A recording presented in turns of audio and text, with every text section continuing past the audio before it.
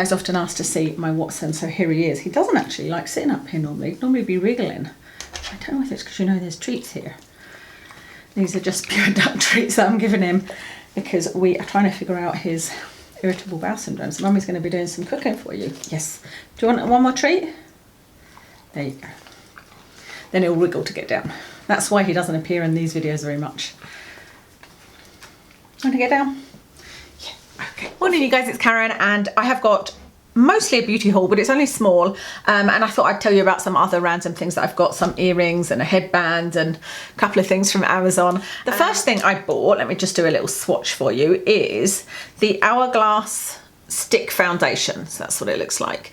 It's something that I have wanted to try for a long time, but I knew how expensive it was because everybody always says when they're doing reviews of this how expensive it is, and you don't get very much in this stick. I think they've made it into this fancy triangle and whatnot, but if you compare this to, say, you know, the Makeup Forever one, which I've had before, yeah, you don't get very much in this at all, and it's expensive. It's £45 for this, but I had it on my list to check out the colours in Harvey Nichols when I met my friend for lunch, but of course that didn't happen because of the lockdown, and I don't even know if Harvey Nichols would be open, but I'm certainly not going shopping for foundation. So I thought I would just figure out my colour, and this colour is Shell. Putting it on my hand there, it doesn't look the greatest match, but you can see that I am very self-tanned, and so this is the self-tan colour here. And yeah, I think that's a pretty good match, isn't it? So I really do like this foundation so far. This is what I'm wearing, and this is only the second time I've used it.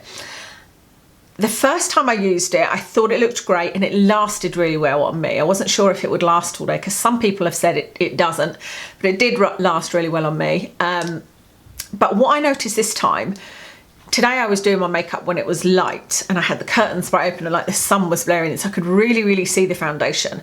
And I put on the e.l.f. primer underneath, like on my nose and cheeks, and I feel like it didn't sit very well on top of that primer, which is really bizarre.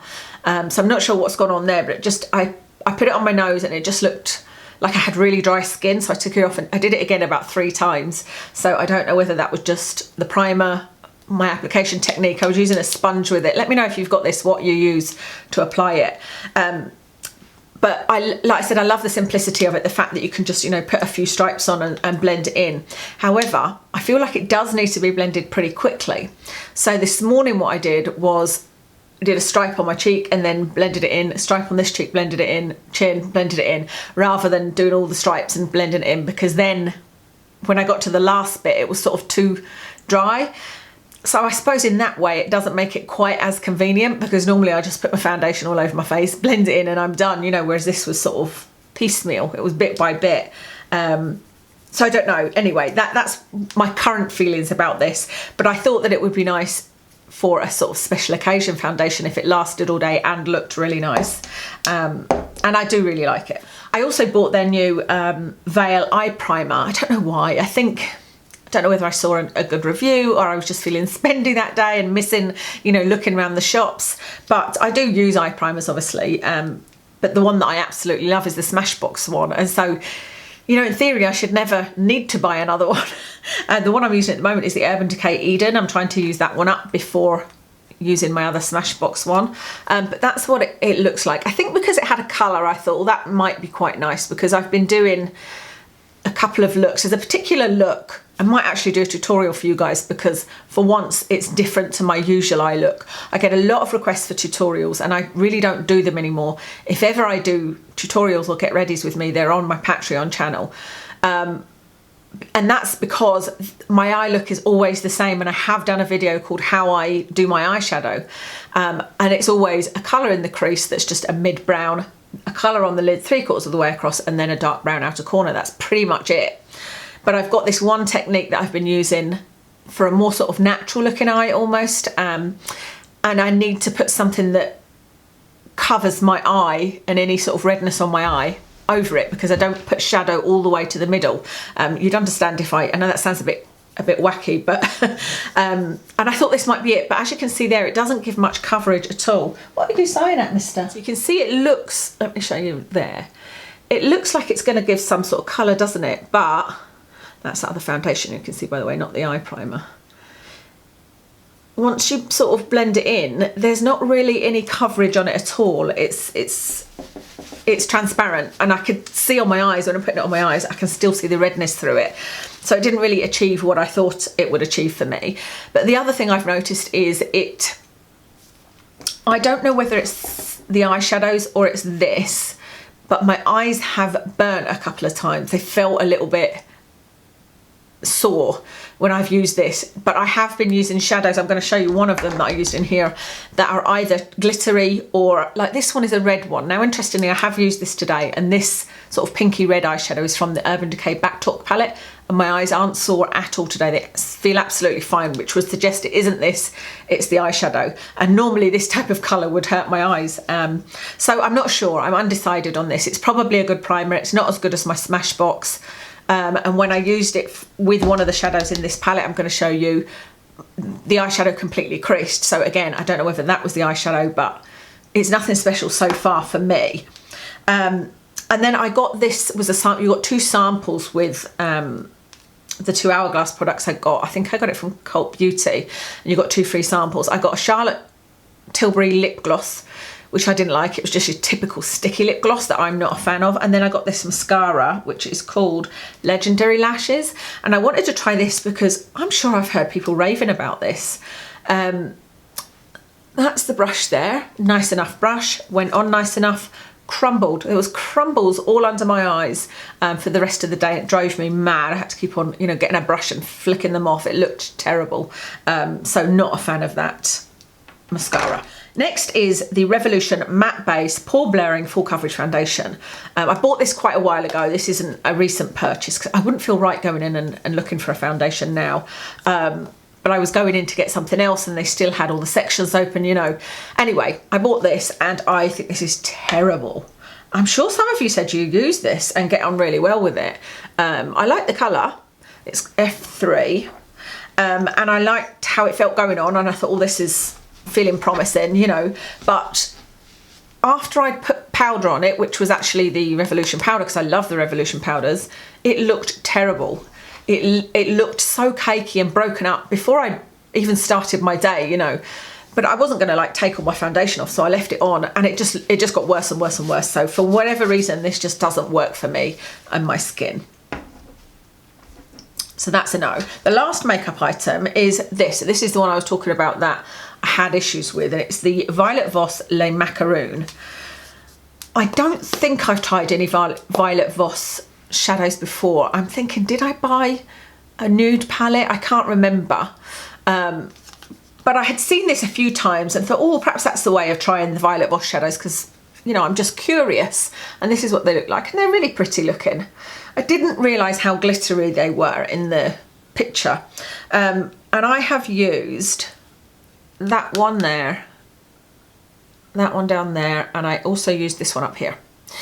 And with all of them, my eyes were sore, so I think there's just too much glitter in this particular palette.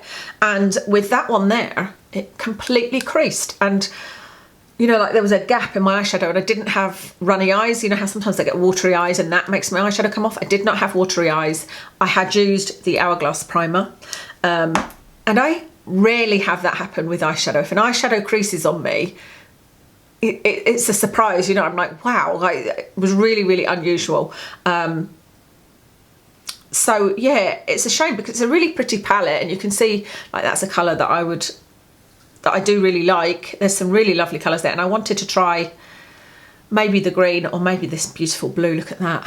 That looks lovely, but I don't really want to try anymore because, yeah, it made me feel like my eyelids were burning, and I had to come and take my makeup off once. I think I said it on an Instagram story that I was coming in to take my makeup off because it was actually hurting my eyes. Let me know if you've had any issues with Violet Voss eyeshadows. That'd be interesting to know if that's just me or a common problem.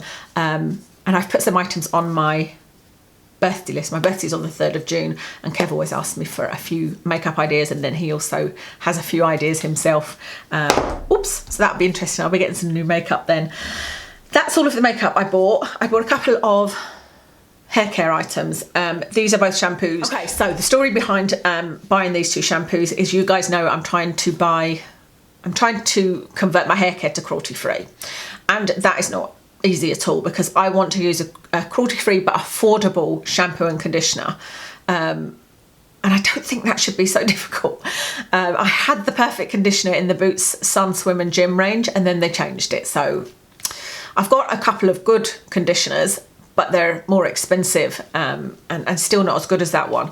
But with the shampoo, I loved the Tresemme Deep Cleansing Shampoo, which I think that one's getting discontinued anyway, from what I've seen on the shelves. But anyway, since then I've been looking for an affordable deep cleansing shampoo. That's all I want. Affordable, cruelty-free deep cleansing shampoo. And I'm trying all sorts of wacky things. And one of them is anti-dandruff shampoos, because they are supposed to really cleanse your hair, although they don't feel it. I don't get the same feeling from it.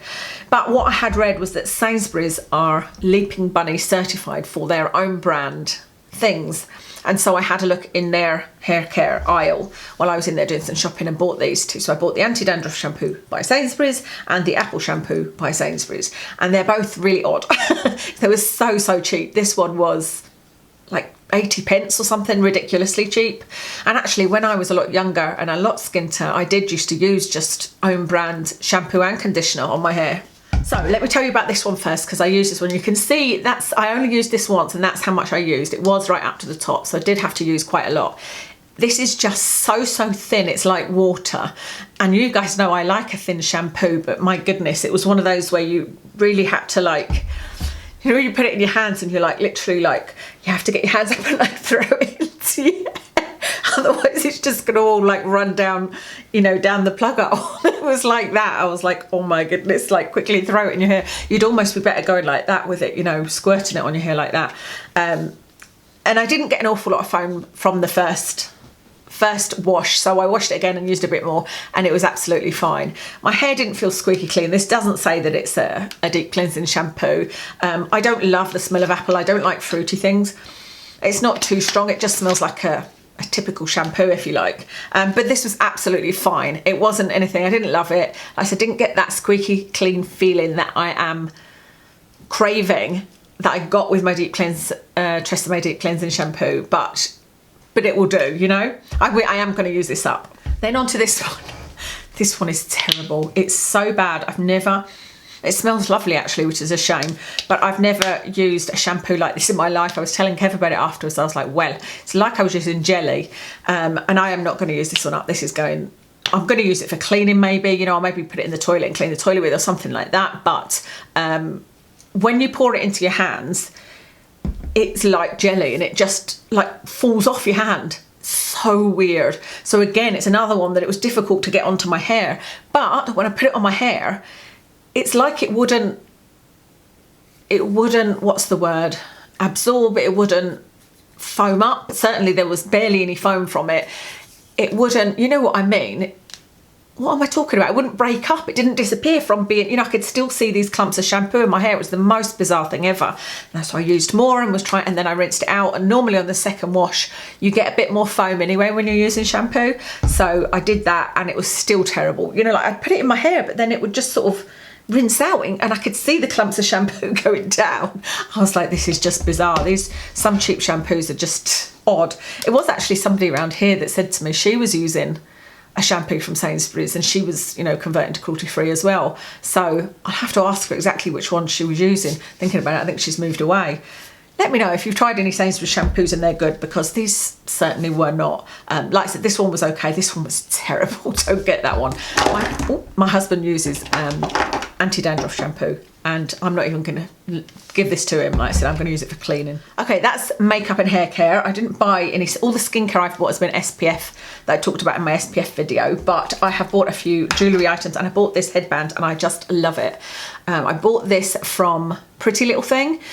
I actually bought a couple of sweatshirts from Pretty Little Thing. I think I'd got something through saying they had a massive discount and I thought, well, let me see what their clothes are like. I'm probably too old for it in essence, but let me give it a go. And I got a light pink sweatshirt and it's so comfy.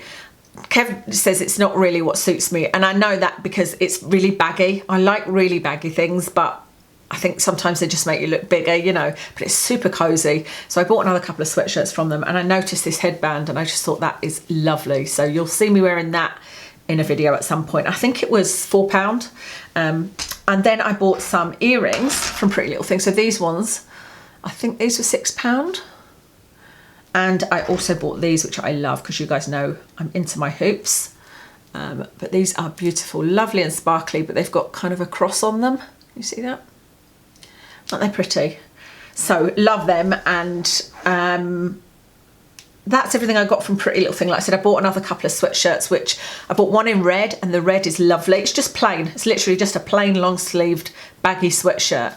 And it's great sweatshirt weather at the moment because I don't like having cold arms. I always like to have long sleeves on, but then I can just put like a body warmer on top or something like that when I'm out walking Watson.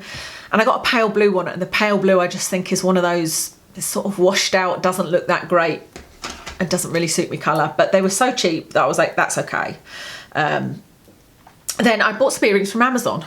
I specifically was looking for black hoops. Now, I really do like these, but then when I had them on, they barely show, so I'm not sure. I think they might look better, you know, if you want this type of thing, if you've got blonde hair, because like I said, I think it's hard enough to see earrings on me as it is, but when, like I said, when you put these on, you could barely see them. In case you're here just for the beauty, everything else is non-beauty related, and everything else I got from Amazon, and they're just really random things, like this. This is to put my mobile phone in. So I put my iPhone in here, and you then can shut it, and it's waterproof. And I'm going to see if they do one for an iPad as well, because when I'm in the bath, I have my iPad on and I have it on like on the toilet seat, and I have to put some pajamas on or a towel or something and prop it up, and then I open the shower door on it, and you know, I like to watch something while I'm in the bath. But what I've been enjoying more recently is TikTok, which drives Kev absolutely crazy. But I want to sit with my phone, and obviously you have to scroll. So with this, you can use this still to scroll, and it works perfectly. So love that. I have twice dropped my phone in the bath and once dropped my iPad in the bath. So I need something like that. I bought some good old KT tape. I use this for my knees. I thought I'd mention this because there may be lots of people that, like myself, go to see a physio regularly, and you might be having joint pains. I know Kev is currently, he's asked to use my resistance bands, and he's doing some physio himself because his knee has started to hurt, and I will strap it up for him with some KT tape as well. But this is just a lifesaver. If you've got any kind of pains, this really helps. And I think I'm going to use it today on my tennis elbow. And there's really great videos. Actually, I'll link them underneath the KT tape because you don't need to know how to do it. The videos are brilliant and they tell you exactly how to use the tape. I got a couple of books. One of them is a Kindle book I bought, and it was literally a couple of pounds, and it's on red light therapy because I'm researching that so that I hope to buy some kind of lamp. You know, I was looking into like the Dennis Gross eye mask, the Dennis Gross face mask, the Project Beauty face mask. I've looked at all of those and researched them all, and this book was particularly helpful. And so if you are wanting to look for any device for any reason, I think it's a really good book to read. It gives you every bit of information that you need. So I'll put a picture of it and I'll link it for you. And then I bought an actual physical book, and this is called Anxiety, It's Time to Go. And it was just a book that caught my eye, and it was really highly reviewed. You know, it had almost 5 stars. And it's really good so far. You can see I've read that much of it. I've actually stopped reading it because I'm at a point where you need to do an exercise. I sort of started doing it last night when I felt a bit panicky, where you need to remember a time when you were really calm. And I always go back to when our honeymoon in Lapland, and we were going through the forest at midnight, taken by reindeer through this snowy forest. And I was just at the time thinking, like, soak this all in, you know, I feel so relaxed and this is so beautiful. But I need to actually sit and you need to do a specific thing and press your fingers together and whatnot. And I do think this will help me, I really do. And I'm also reading another book on tapping that I've not finished. That's typical me. I can have like 5 or 6 books on the go where I get about halfway through them and then it takes me forever to actually finish them. But I was diagnosed at one point with a severe anxiety disorder, and I know that's something that surprises you guys. I've done a video recently on anxiety on my Life as a Zebra channel, and I did do a video on here years and years ago talking about it. But just, I think with everything that Watson's gone through, my anxiety is high again, but it's a bit different this time. When my anxiety got really, really high before and I went to see somebody about it and got some help, I was jumping at everything. You know, somebody would speak and I'd sort of jump out my skin, and I was very on edge and I had indigestion. And whereas this time I get really sad. It's not depressed, I'm definitely not depressed, but I get sad about things and I can't get over them, and it's normally animals. Like one example is the squirrel. Like I said, I talked about it over on my Life as a Zebra channel, but remember I tried to save that squirrel. My friends think it's very comedic that I tried to save it, it bit me, then I dropped it, and then a dog got it and it ended up dying anyway, and they're like, it's something out of a Laurel and Hardy movie. I'm sure it is, but I still even now think of it, and there's lots of things like that I just can't sleep at night because I'll think about dogs being abused and how I can help and things like that, you know. So that's how it's manifested this time. So hence the book.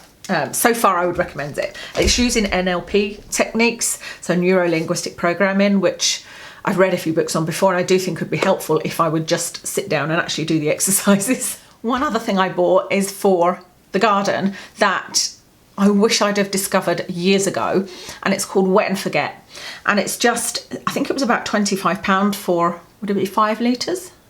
Anyway, for a tub of this, a bottle of this, a big bottle of it. And what we did was put it into a large watering can with a sort of sprinkler head and put it all over the backyard, the wooden flooring. You leave it overnight and it literally just cleans it. It is amazing stuff, and it takes off all the algae and everything. The problem is with our back garden is I tried to spray paint it with a sort of oil for the decking, and clearly I didn't do it very well. Whether I didn't clean it enough underneath it or I didn't leave it to dry, I don't know what, but it's come off in patches. So the back looks terrible, but it's at least clean. You know, it's clean and uneven. But it's really good stuff. If you, like me, have spent days using a pressure washer trying to clean your deck, you don't need to. Put this Wet and Forget down. Literally put it down at night when you know you're not going to go out again. The following day, that's it done. It's so simple, and I thought I would talk about it in this video because I know a lot of people will have gardens and be wanting to clean their patios for the summer, you know. That's everything I've got to tell you about. I hope you enjoyed that bit of a random haul there. I hope you're all keeping well. I'll list all my makeup in the description, and I'll speak to you again soon.